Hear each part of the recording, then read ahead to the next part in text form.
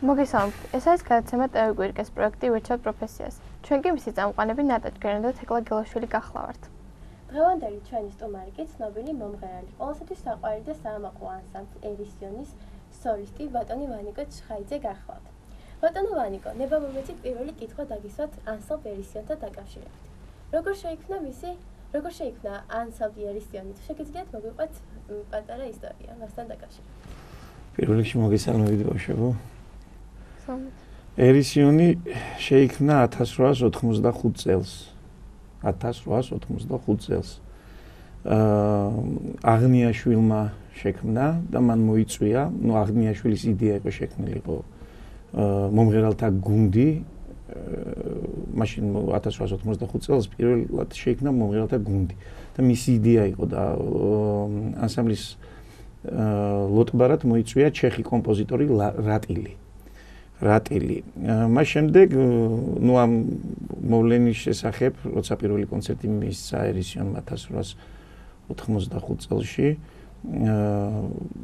რამოდენიმე ფოლკლორული სიმღერა შესრულდა სცენაზე და პირველი რეცენზია მიუძღვნა დიდმა ილია ჭავჭავაძემ ივერიაში მაშინ გაზეთში. ეს იყო დაბადება, ეგრეთ ასე ვთქვათ, ქართული სიმღერის ატანა, ქართული ხალხური სიმღერის ატანა სცენაზე. მას შემდეგ 1887 წელს შევერთდა მოცეკვავეთა ანსამბლი და გახდა სიმღერის და ცეკვის ანსამბლი. მაშინ როგორც ესეთი სახელმწიფო ანსამბლი არ იყო, ეს იყო ფოლკლორული სიმღერისა და ცეკვის ანსამბლი. შემდეგ იყო ამდენი 125 წლის განმავლობაში წვეტა მე-19 საუკუნის დასაწყისში. რაღაც წვეტა ქონდა ანსამბლს, მაგრამ ამ დღევანდელი ჩვენი ერისიონის სათავეთ ითვლება აი ეს ანსამბლი, რომელიც 1885 წელს ჩამოყალიბდა. შემდეგ რის თქმა შეიძლება, ამ ანსამბლმა, ეს ანსამბლი ერთ-ერთი, როგორ გითხრათ, აი ისტორია, თლიანად ისტორია თავისი მოღვაწეობით, თავისი შემოქმედებით, თავისი ნაკეთების საქმით, დღევანდელ დღემდე თუ ვინმე დიდი ადამიანები ქართულ სიმღერაში, ქართულ ცეკვაში, თუ ვინმე სახელები ახსოვს და იცის დღეს საქართველოს, ყველას ნაღვაწი აქვს ამ ანსამბლში. ბაგრატიონი, ბატონი ჯანო ბაგრატიონი, კავსაძეების მთელი სამითაობა, ბაქრაძე, ბუხუტი დარახველიძე, ეს ვინც ხელმძღვანელობდა ამ პერიოდში ანსამბლს, მე მაპატიოს მაყურებელმა შეიძლება სულ ყველა ვერ ჩამოუთვალო. ნამდვილად ძალიან ისეთი ცნობილი ადამიანები მოღვაწეობდნენ ამ ანსამბლში. პლუს შემსრულებლებიც თუ დღეს რამეს ვაკეთებთ, ესე ვთქვათ, და რამეს წარმოვადგენთ, მე პირადად ჩემთაზე ვიტყოდი, თუ რამეს მღერი, აი ალბათ იმ ხალხის დამსახურება და იმ ხალხის ნამღერით საზრდოობთ და აი ყურში რაც გვესმის, აი ამ დიდი ადამიანების სისხლში და ხორცში და განსხვავებული. რა თქმა უნდა ამანაც, მაგრამ პირველ რიგში მე ვერც წარმომედგინა თუ ამ ანსამბლის წევრი გავხდებოდი, მაგრამ რომელი წიდან დაიწყეთ სიმღერა? სიმღერა დავიწყე, რა ვიცი, ამ პატარა ვიყავი. თვითონ ჩემი ოჯახი ძალიან ტრადიციული ოჯახია. ხელოვნებასთან დაკავშირებით და განსაკუთრებით. რა თქმა უნდა, დედა, მამა, დეიდა ჩემები, აი ოჯახური ანსამბლები ქონდათ. ოჯახური ანსამბლები ქონდათ, აი თქვათ 60-იანი, 50-იანი წლები, როცა მე უსმენდი ამას ყველაფერს, მე ძალიან პატარა ვიყავი, მაგრამ აი ეხლა რომ მახსენდება, საოცარი შემსრულებლები იყვნენ. მე ჩონგურეები იყვნენ, დედაჩემის დები, თვითონ დედაჩემი მომღერალი. ბევრ კონცერტებსაც მართავდნენ და მამაჩემის მხარეც ესევე, ჩხაიძეები ერთ-ერთი ჩოხატაურის რაიონიდან სოფელიასგან ერთ-ერთი საუკეთესო შემსრულებლები იყვნენ კიდე, ჩემი წინაპრები და რა ვიცი, ალბათ ამანაც განაპირობა, მაგრამ ესე ვთქვათ, სიმღერის სიყვარული პირველ რიგში აი, რასაც ქვია ოჯახი და სახლი. დედა ჩემი, მამა ჩემი და ის ჩვენ სირვილი სანათესაო ვისგანაც პირველად ვეზიარე სიმღერას, მაგრამ მე ვხდებოდა როცა მე შემეკითხეთ და გეტყვით. აი, ჩვენ როგორც საზოგადოება, როგორც როდის დავიწყე კითხეთ ხო მე?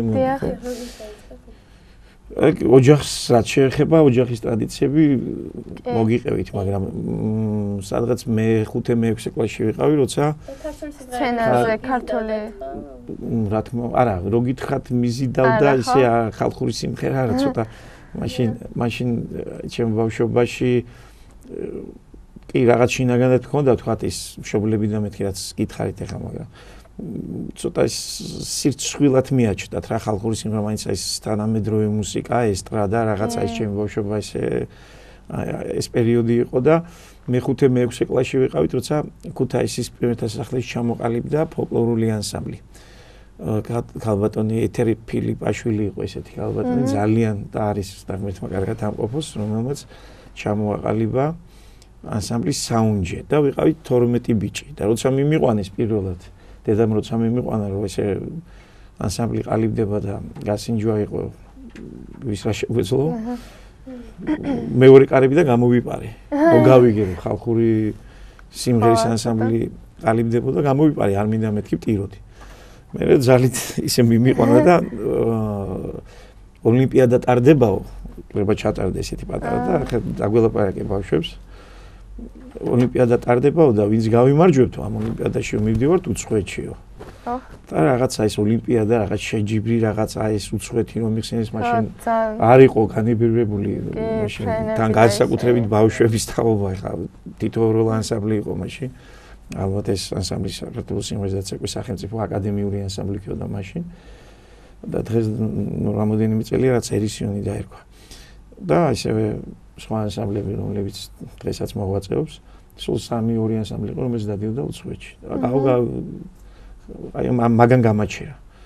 მე ისე მოხდა რომ მართლა ძალიან დიდი წარმატებები და მართლა ქალბატონი ეთერის დიდი შრომით დიდი დამსახურება მისი მართლა ერთ-ერთი საუკეთესო ანსამბლი ვიყავით საქართველოში. ჩემს ბავშვობაში იყო მართვე რომელიც აი ხალხურ სიმღერას მღეროდა ბატონი ანზორის ზალისფრები ჩამოყალიბდა მაშინ და ჩვენ ვიყავით ქუთაისში ანსამბლის საუნჯე. და ესე დაიწყო ჩემი ესე ნელ-ნელა ჩემს სისხლში და ჩემს ხელში შემოსვლა ქართული ხალხური სიმღერის. თუ არ ჩავთვლით მშობლებთან და იმ ოჯახურ ტრადიციებს გადაღებულ დროს. როგორც საზოგადოებისთვის არის ცნობილი, თქვენი მეუღლე კაჭკუასელი ანსამბლისიონის საცეკვაო დასის წამყვანი სოლისტი იყო და დღესდღეობით რა ხდება მისი ასე ვთქვათ სცენიდან ჩამოსვლის შემდეგ? ნუ ეკამ 22 წელი იცეკვა. ჯერ ქუთაისის სახელმწიფო ანსამბლში ცეკვავდა.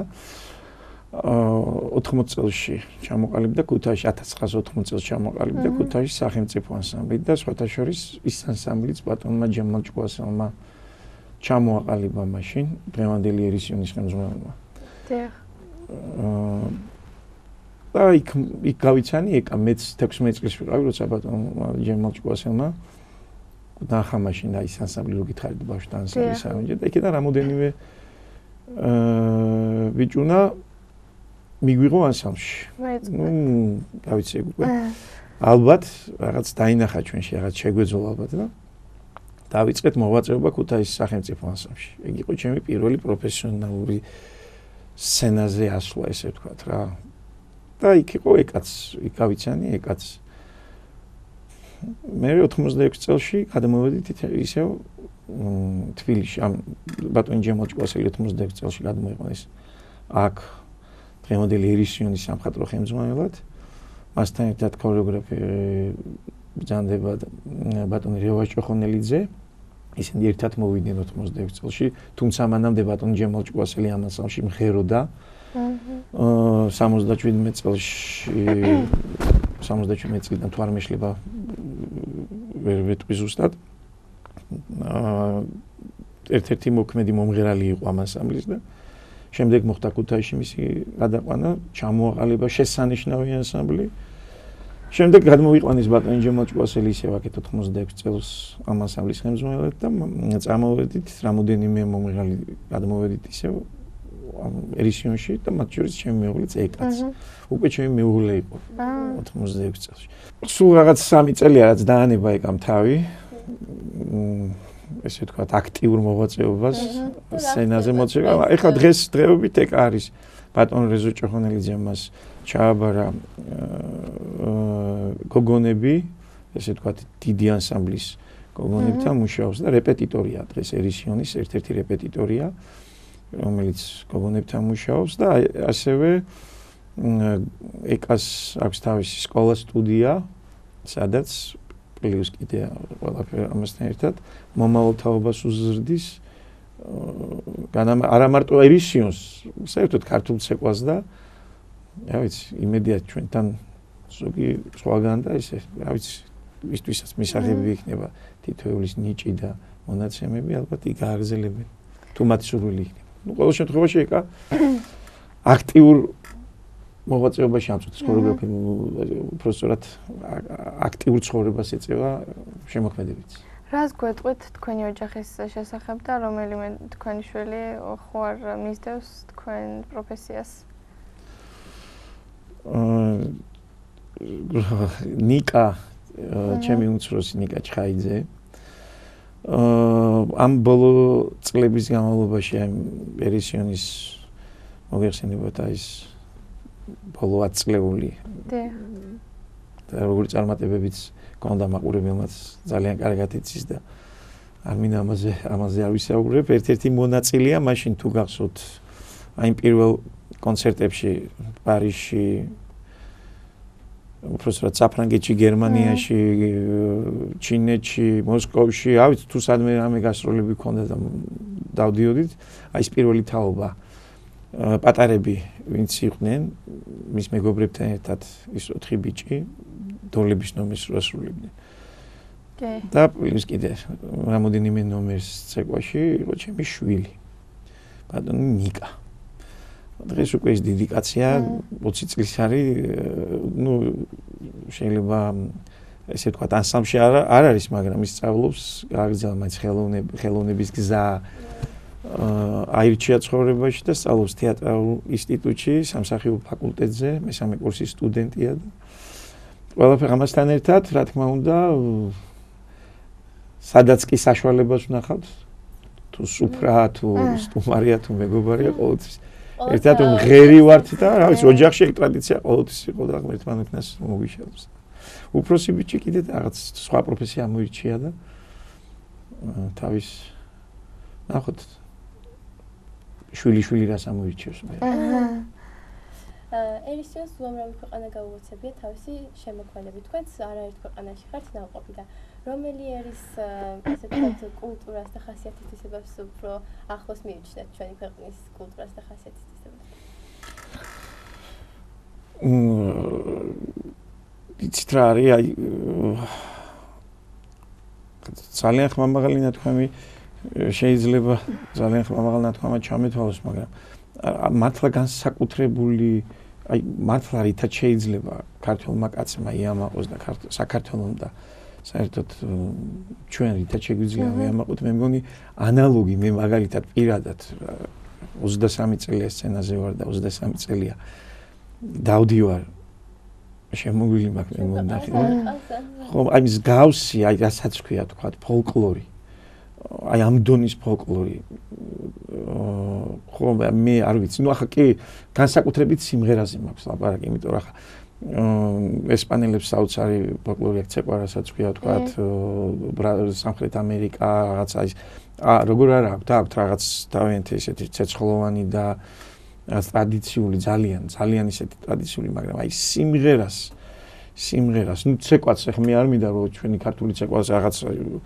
საოცრებაა და მართლა საოცრებას ახდენს მაგრამ აი სიმღერა არ ვიცი მე ანალოგი არ მეგულება დედამიწაში რაღაც კორსიკელებს არის კიდე რაღაც იქეთ სამი ხმიანი რაღაცები აქვს მაგრამ აი ის რომ დიჯიტალურებას ახდენს ამ პატარა ქვეყანას მოგეხსენებათ ჩვენი კუთხეები ვთქვათ მთელი საქართველოს კუთხეები, აბსოლუტურად სულ ყველა კუთხეს ჩვენი ქვეყნის. აბსოლუტურად განსხვავებული ფოლკლორი და ესეთი მრავალფეროვნება, ესეთი აი როგორ გითხრათ, ესეთი განსხვავება.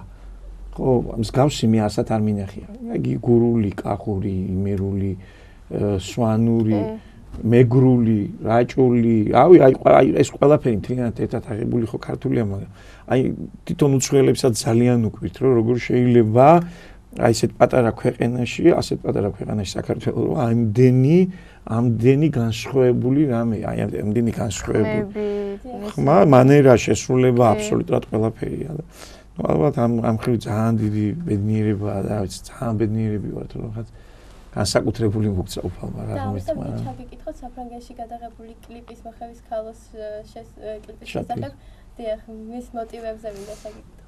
ეს კლიპი, ну, როცა 99 წელს 1999 წელს დაგვირქვა ჩვენ ერისიონი ბატონმა ჯემალ ჭკუასელმა და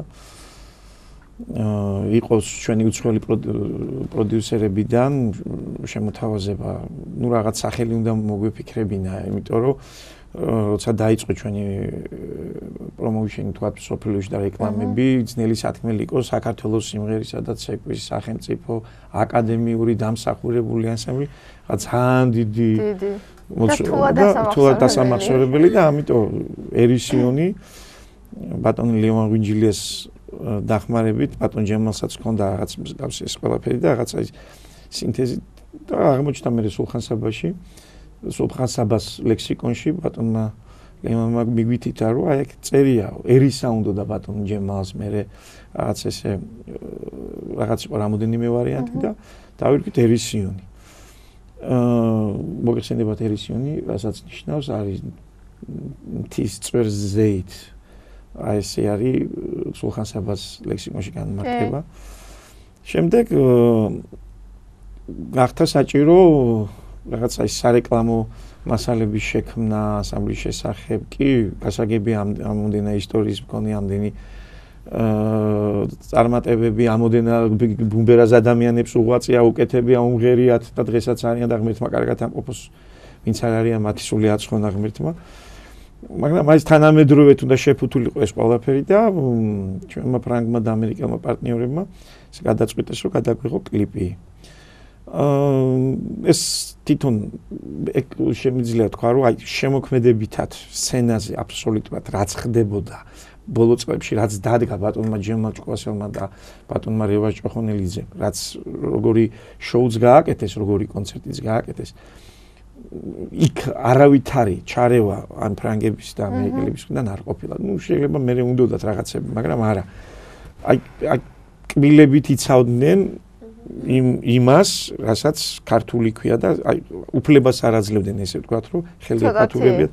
ერთადერთი რაც იყო, ნუ მათი ძალიან დიდი დამსახურებაა ჩვენი უცხოელი პარტნიორების, აი ეს ყველაფერი შეფუთეს ლამაზად, განათებით, გახმოვანებით და იმ აი თუნდაც იმ კლიპით, იმ რაღაც სარეკლამო მასალებით, რითაც წარადგინეს წინაპირობა გაუკეთეს ანსამბლს სოფლიოში გასვლის წინ. ეს ყოველ შემთხვევაში ეს პირველი გასვლა არ იყო ერისიონის მინიმუმს არ იქონოს იმიტომ რომ 70-იან წლებში 60-იან წლებში ამასავს შემოვილი აქ მაგრამ მაშინ საბჭოთა კავშირის სახელით გადიოდნენ ეხლა მე ცოტა ხანი რაღაც არქივში რაღაცებს ვეძებდი და იქ ვნახე ამ ანსამბლის მოგზაურობები ვიდეო და ფილმები ვიდეო მასალები უამრავი მოგზაურო ამერიკა კანადა კორეა გერმანია უამრავი რაღაცები ვნახე და ეს მასალები დღეს არსებობს და მოკლედ დოკუმენტური ფილმად არის ხა გაკეთებული ბატონ ბალანჩინი შეხვდა ამასამს ამერიკაში ჯორჯ ბალანჩინი ცნობილი ბალეტმეისტერი ესე ვთქვათ ამერიკაში რომელიც მოღვაწეობდა ჩვენი ქართველი ერთადერთი და ეს შეხვედრა აღბეჭდილია ფირზე ერთადერთი ანსამბლია რომელსაც შეხვდა იმ პერიოდში ნუ ამას რატო გიყვებით ეხლა ესე ვცლად შემდეგ ეს კლიპი გადავიღეთ ალპებში, მაშინ მოგეხსენებათ აქ ძალიან არეული პოლიტიკური სიტუაცია იყო. ნუ აქ ყველაფერი ტექნიკის ჩამოტანა, რა თქმა უნდა ეს თანხებთან იყო დაკავშირებული, თან ეს ტექნიკა ძალიან ძვირად ღირებული იყო. ნუ ამის გარანტიები რომ რაღაც ისეთი არ მოხდარიყო, რა ვიცი, ყველაფერი ამჯობინეს რომ წავეყვანით რამოდენიმე ადამიანს, სხვათა შორის სასინჯი გადაღებები გააკეთეს აქ, რომ ჩამოვიდნენ, თვითონ ამოგვარჩიეს რამოდენიმე კაცი, მათ შორის მეც ვიყავი და გავფრინდით პარიზში. ეს კლიპი გადაიღო ბატონმა ტიერი ვერგნესი იყო ესეთი და არის ფრანგი რეჟისორი, კლიპ მეიკერი ესე ვთქვათ. რომელმაც ალბათ რა ვიცი მე ალბათ რაღაც რამოდენიმე თვე ალბათ კითხულობდა საქართველოს ისტორიას ან რაღაცას თუ არ ვიცი ესე ზუსტად ასე სულში ჩამწვდომად ესე რაღაც არ ვიცი ესე როგორ გააკეთა ხა ისეთი მომენტი ხა საკუთარს ვაქებთ გასაგებია მაგრამ მე ვიცი რომ ძალიან უყვარს ქართულ მაყურებელს და ძალიან დიდი წარმატება მარტო ქართულს არა მთელი უცხოეთი აიღო ესე ვთქვათ ამ კლიპმა და ეს თვითონ შატილის ასულ აი რითმით აი ამ სახით თვითონ შატილის ასულ ჩვენ გამოყენებული გვაქვს ცეკვაში მაშინ ბატონი რეზოს დადგმული და ბატონმა ჯემალმა გააკეთა ეს ამ სახით შემდეგ იმათმა არანჟი გაუკეთეს ამას ყველაფერს და მოგეხსენებათ გადავიღეთ ეს ალპებში მიდიოდეთ კვირა გადაღება ამისი ძალიან საინტერესო იყო სხვათა შორის ამის მასალებიც ამაქვს ამ კლიპს როგორ ვიღებდით დოკუმენტური მასალა და ისტორია რა მაყურებელს ხო ნუ რა ვიცი და ესე მოხდა შემდეგ ეს იყო ჩვენი ეს რეკლამა გადიოდა ეს კლიპი გადიოდა შატილის სასულო ევროპის თითქმის ყველა ქვეყანაში მე არ შემიძლია რო არ თქვა ნუ ახლა კი ბევრჯერ 23 წელია სცენაზე ვარ და არ აქვს ჩემთვის მნიშვნელობა ის პარიზი იქნება, პეკინი იქნება, მოსკოვი იქნება, ბერლინი, დრეზდენი, მადრიდი, ქუთაისი, თბილისი, ბათუმი თუ არ აქვს მნიშვნელობა. როცა ამ ემოციას ღებულობ, აი თქვენს გადაცემას ქვია პროფესია, ხო? ვირჩევთ პროფესიას და აი ნამდვილად ბედნიერი ვიყავი რა და ვარ. აი ვერ აგიხსნით ამას ეს რამხელა ისეთი სიამაყის გზნობა გეუფლება როცა 60 კაცით გეხარ სცენაზე ამთავრებ კონცერტს ნუ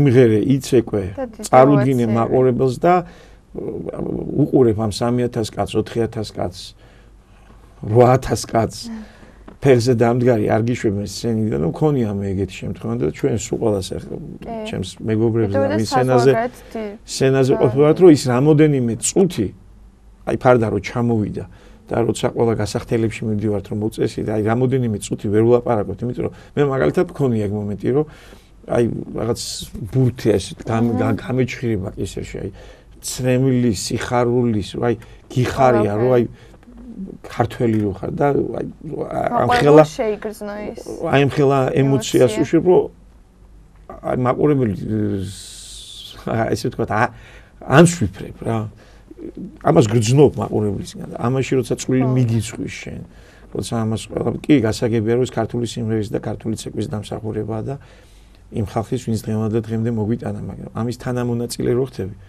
აი მე იტყვი რომ აი მართლა რა ბედნიერი ვარ რომ აი ეს საკეთებელი ამოვირჩი თან ღმერთიც რომ ამის საშუალებას მოგწევს და ღმერთი ყველას აძლევს იმის საშუალებას რომ ამოვირჩიოს ის რაც უყვარს თან თქვენ მთელი გულით გიყვართ ის საქმე რასაც აკეთებთ და ესეც გეხმარება რა თქმა უნდა ამას ძალით ვერ იზა ამას ძალიან დიდი შრომა უნდა რა თქმა უნდა ეს ისე არ ხდება ეგ სული თუ არ ჩადები გული თუ არ ჩადები და ეს თუ შინაგანად არ იგრძენი აი არ გამოვა უბრალოდ მომენტია ხო ყოფილხარ ესეთ სიტუაციაში რომ აი ფილმს უყურებ და აი რაღაც სცენა ხო აი რაღაც დაგიჭერია საკუთარი თავი რომ აი ეს გაღიმებული უყურებ ხო ყოფილა ისეთ შემთხვევა რომ წარბებს შეყრული უყურებ ხო აი ამას რო დაგმართებს მაყურებელს ფილმი იქნება თუ თეატრი იქნება თუ მსახიობი თუ მომღერალი აი ამას რასაც ახლა მე ვამბობ ხო ესე იგი რაღაც ფასეულს აკეთებს და რაღაც შემოვიდა შენში, ხო? და აი ზუსტად მაგას უგზნობთ მაყურებლიდან. როცა აი ეს მთელი დარბაზი, როცა დარბაზიდან ხელა ემოცია მოდის და ხელა. როგორც ვიცით, თქვენ მომღერალობასთან ერთად ბავშვებსაც ასწავლით, თქვენ ცოლთან ერთად და რას გეტყვით ამის შესახებ ცეკვას? არა, მე ცეკვას არ ვასწავლი. ეხმარებით ალბათ. უფრო როგორი ჩვენ სტუდიას ქვია ლაპრები. შარშან მქონდა 10 წლის იუბილე რუსთაველის თეატრში. ეს მე მგონი უკვე ნელა მაყურებელმაც გაიცნო. ძალიან ლამაზები, ძალიან კარგები არიან. ეკა არის ხელმძღვანელი, ჩვენთან ერთად არის ესევე ბიჭებთან მუშაობს ვაჟებთან სანდრო ლომინეიშვილი. ის მოქმედი მოცეკვავე ერისიონის სოლისტი ერთ-ერთი ისეთი კარგი შემსრულებელი. და ასევე ქეთი გელაძე, ეკას გაზრდილი ჩვენი ყოფილი მოცეკვავე. და ეს ესეთი ოჯახური ეთილიას თუ დავარქეთ, აი ესეთი შემოქმედებითი ჯგუფი ვართ, ესე ვთქვათ. ჩემი მეუღლესთან ერთად, ეკა არის სამხატვრო ხელმძღვანელი ამ სტუდიის. ეკა ასწავლის ესევე ქეთი და ესევე ჩემი სანდრო. ბატონი რეზო, რა თქმა უნდა, კონსულტანტები არიან ბატონი რევა ჭოხონელიძე, ერისიონის მთავარი ქორეოგრაფი და ბატონი ჯემალ ჭკუასელი. და დაწყების წინ მოგახსენეთ, მომავალ თაობას ზრდით. მე ვეხმარები ეკას, იქ უამრავი საორგანიზაციო საკითხებია, ესევე პლუს ამასთან იქ რაღაც მუსიკალური მხარე, იქ მუსიკალური მხარე, ასევე სცენური რაღაც შტრიხების შეტანა, ну იმ გამოცდილებიდან ვთქვათ, რაც 23 წლის განმავლობაში შევიძინეთ, მინდა რომ ეს ყველაფერი ბავშვებში და ჩვენ სკოლა სტუდიაში ესე ვთქვათ, გამოვავლინოთ და ჩაუნირგოთ ამ ბავშვებს ქართული სიმღერის, ქართული ცეკვის სიყვარული. მე მგონი ამოგვდის. და რაც დანარჩენი მაყურებელი შეაფასებს ამას ყველაფერს და ისეთ საკმაოდ ნორმალური და ესეთი მრავალფეროვანი სტუდია გვაქვს.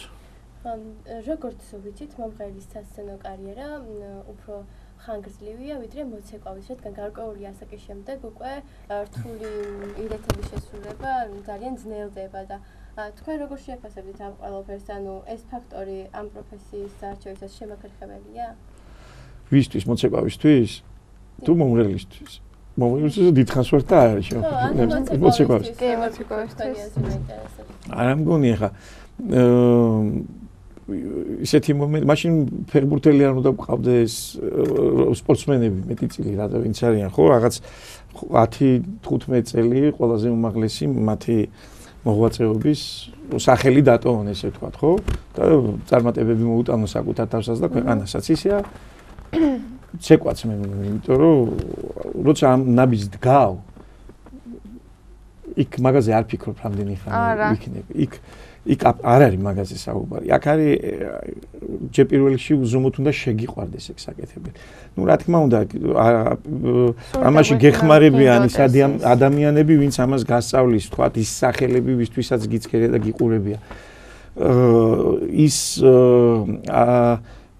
ამის საშუალება გინდება რომ ვიღაცას ემსგავსო. მე გიჩნდება სურვილი რომ არავის არ ემსგავსო და იყოს შენი სახელი ქონდეს და შენი ხელწერა და შენი შექმნა. და ესე ვთქვათ, არ გავდეს სხვას, მაგრამ თავიდან როცა გებადება სურვილი იმისა, რომ ვთქვათ, იცეყო თუ იმღერო, მაინც ან ოჯახიდან, ან მაინც რაღაც გავლენის ქვეშ ხდები. აქ უკვე მაგაზე საუბარი არის. ყველა საქმე შესია მე მგონი. თუ ფანატიზმამდე, აი რაღაც თუ აი სისხლის უკანასკნელ წვეთამდე, თუ არა ხარ ბოლომდე მისი ერთგული და აი თუ აი სიგიჟემდე არ გიყოს, თუ არ ჩადე და თუ არ შესწირე იმას ყველაფერი. ხო, აი ისე ვერაფერს ვერ მიაღწევ. ახლა რა თქმა უნდა, ბუნებამაც უნდა გიშველოს და იყოს შენში ეს. და ზუსტად ეს არის რომ აქ არ უნდა შეგვეშალოს და ალბათ ის ადამიანებიც ვინც მიმართულებას აძლევენ და ვინც გარჩევინებს ამ პროფესიას უბრალოდ საკუთარ თავში უნდა იპოვო ძალა რომ შეძლებ თუ ვერ შეძლებ ამას. მაშინ ჯობია რომ თუ ამ განწყობით არ მიდიხარ ამ საკეთებაში, მაშინ სხვა რამე ჯობია ეძებო. ჩემი აზრით ესე არის და მე მაგალითად არ ვიცი, სხვა მინდოდა არქიტექტურობა, მინდოდა ბავშვობაში, აი ხატვის ესე გიждები და მაინც აქეთ გადმომძლე. აი პირველად ჩოხა რო ჩავიცვი და რაღაც საკუთარ თავს რო შევხედე და რაღაც რაღაც სხვა ემოცია შემოვიდა რა და მაინც აქეთ სხვანაირად იგრძენით თქვენი თავი. მაინც ეგ საკეთებელი მომენტია. ხა ეს როგორ გამომდის უკვე ეს მაყურებლის და მსმენელის გადასაწყვეტია, ვინც ტას მიკრავს. თუ არ მიკრავს, რა ვიცი. რა თქმა უნდა, ყველა დაგიკრავს. კარგად გამოდის, რა თქმა უნდა. მე მაინტერესებს, რას ვქლებთ დღევანდელ თინეიჯერებს პროფესიის არჩევაში, რა უნდა გაეთვალისწინონ მათ? აი კიდე იმას ვიმეორებ, რა ვიცი, მე პირველ რიგში არ უნდა შეზღუდოს საკუთარი თავი და აბსოლუტურად მაქსიმალურად აი ისი საშუალებაც ექნება ყველაფერი უნდა მოსინჯოს ესე ვთქვა. რაც მას სურს. ეს არ არის ხლა აი ხო აქვს აი შეიძლება ერთი თუ ეს გინდოდეს, მეორე თუ ეს გინდოდეს, მესამე თუ ეს გინდოდეს. არ უნდა შეზღუდოს საკუთარი თავი რა. იმიტომ რომ ნუ ახლა ვერაფერს ვერ აუგზავნავ. ამორიცხულია დღეს უზღვავი ინფორმაცია მოდის, როცა ამ კომპიუტერების და ინტერნეტის ქვეყანაში დღეს უამრავი ინფორმაციას ღებულობს.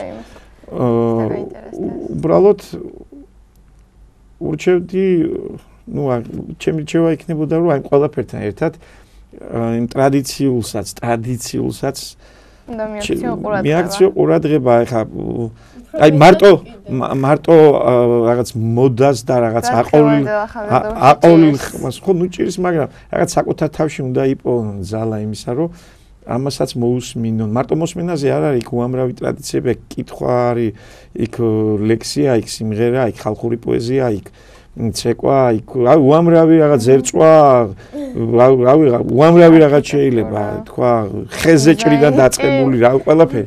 აი რა უნდა ნახოს რა, უნდა შეხედოს, უნდა შეეხოს, უნდა შეიგრძნოს და რა თქმა უნდა იმ ყველაფერთან ერთად რა თქმა უნდა რაც ხდება იმ თანამედროვე გარემოში ხა მაგას ვერ აუზავთ, მაგრამ გარემო პირობებიც თქვენი მიდან გარემო პირობებიც დიდ იმას როლს აი მე მაგალითად ესე ვიტყოდი პროფესიის არჩევაში. დღეს მაგალითად ჩემ ბავშვობაში აი კომუნისტების დროს როცა გითხარით, ხო, აი ხო არ მალავ, აი მართლა არ მინდოდა სიგი აი მწვენოდა ხალხური სიმღერის სიმღერა რა. იმდენად კი ტარდებოდა ეს ოლიმპიადები რაღაცები ისა, მაგრამ აი რაღაც აი ბოლო მე აი ბოლო 5 წელიწადში რაღაც საოცრებები დაგვემართ. დავიწყეთ სუფრებზე ქართული ხალხური სიმღერის სიმღერა შესრულება, ღვინისმა რო დავიწყეთ უკვე აი ბიჭები 15-16 წლის ვიყავით უკვე. რაღაც შემოვიდა, მაგრამ რა თქმა უნდა უსმენდით ჯაზსაც და უსმენდით ჯაზ როკსაც და უსმენდი კლასიკასაც და ეს ჩემთვის უცხოა იყო და იმას ძალიან ვირთობდი. როგორ გამოარჩევდით აქედან, ანუ ჯაზიდან კლასიკით? მე ძალიან მომწონდა ჯაზ როკი, ძალიან მომწონდა ჯაზი ყოველთვის. და კლასიკა რა თქმა უნდა, კლასიკაზე დღესაც შემოვნებით უსმენ და იმათ ჯაზ როკსაც და რა ვიცი. მაგრამ კიდევ ვიმეორებ. თაობას ურჩევდი იმას დაფიქრდე რას ამოიჭი, იმიტომ რომ მთელი ცხოვრება, აი თუ გინდათ რომ იყოთ პროფესიონალები საკუთარი თავის და საქმის და საკეთებლის, პირველ რიგში უნდა მიაგნო იმას, რასაც მთელი ცხოვრება შემდეგ ააკეთებ ალბათ რა. ჩვენ გადავწყვეტ დისკის დასასრულს მივახავ და ამიტომაც მე მინდა გკითხოთ, რომ თუ ურჩევდით რამეს ტელევიზია კვირიკეს და პირდაპირ ჩვენს გადაცემას რამეს ჩვენ პირველ რიგში კიდე ერთხელ მადლობას მოგახსენებთ მოწვევისათვის. შესანიშნავი პროექტია, ჯერ შესანიშნავია ის, რომ ესეთი ამაზი გოგონები, ესეთი ახალგაზრდები მე დაწყების წინ კიდეც რაღაც მონახაზი როცა კეთდებოდა თქვა ამ გადაცემის და მე ვუნებოდით რასთან დაკავშირებით უნდა გვესაუბრა, კითხეთ კიდეც, რომ ეს თქვენი მოფიქრებულია მეთქი, იმდენად გამიკვირდა და რა ვქნას შეიძლება იმიტომ რომ უბრალოდ დღევანდელი თაობა წინადახმართ შეერბეთ სხვანაირად ფიქრობს ესე ვთქვა. არა, ზოგი ისე ფიქრობს, ზოგი ესე ფიქრობს, მაგრამ ძალიან გამიხარდა რომ ისე აზროვნებთ და ძალიან კარგია და ძალიან ისეთი სტიმული არის თქვენი თაობისთვის. ჩემთვისაც ძალიან საამაყოა როცა ესე რაღაც აზრი გაინტერესებთ ჩემი და დიდი მადლობა ამისთვის და თუ თქვენთვის ეს ყველაფერი შეიძლება ყველაფერი მისაღები არის, მე საერთოდ ვამბობ, მაგრამ თუ აქედან რაიმე თქვენთვის მისაღები იქნება და თქვენთვის ცხოვრებაში რაღაც მაგალითი გახდება. რა ვიცი, ღმერთმა გაგიმარჯვეთ და წარმატებები და წარმატებები. დიდი მადლობა. ძალიან დიდი მადლობა. მობრძანებისთვის დღევანდელი ჩვენი სტუმარი იყო ქართული სიმღერების მომღერალი ბატონი ვანიკო ჩხაიძე. ჩვენ კი მისი გაცემს აყურები ნატაჯიანა გახდით. და ჩვენ გემშვიდობებით. ნავალ შეხვედრა. გაგაძანდა. დიდი მადლობა, გაიხარით. კერძო სკოლა ლიცეუმი კვირიკე. სკოლაში სწავლება მიმდინარეობს თანამედროვე აპრობირებული მეთოდით.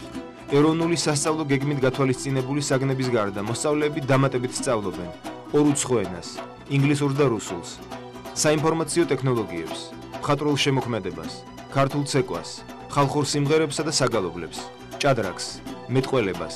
პირველიდან მე-6 კლასის ჩათვლით მოსწავლეები უზრუნველყოფილნი არიან ორჯერადი კვებით. სასწავლო პროცესის დასრულების შემდეგ მოსწავლეები პედაგოგის მეთვალყურეობით ამზადებენ დავალებებს. მისამართი: ალექსანდრე ყაზბეგის 47. დამატებითი ინფორმაციისთვის დაარეკეთ ნომერზე 551 63 30 00. სკოლა ლიცეუმი კვირიკე. მომავლის საქართველოსთვის.